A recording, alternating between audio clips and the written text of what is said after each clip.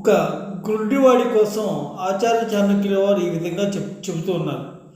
పుట్టుకతో గుడ్డివాడైతే వాడు సమాజాన్ని తన కళ్ళతో తను చూడలేడు. వాడి వల్ల సమాజానికి ఎటువంటి హాని ఉండదు.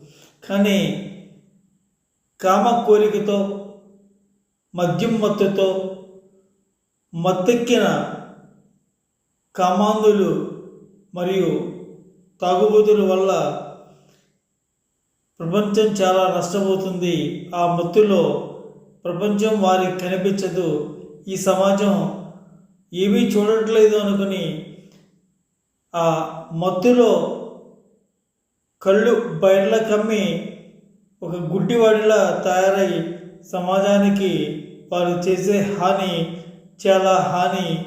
గుడ్డివారి కంటే వీరే గుడ్డివారే మిన్న ఈ కామాంధుల కంటే అని ఆచార్య చాణక్యుల వారు చెబుతూ ఉన్నారు. Thank you. దయచేసి సబ్స్క్రైబ్ చేయండి, బంధుమిత్రులకు షేర్ చేయండి, లైక్ చేయండి.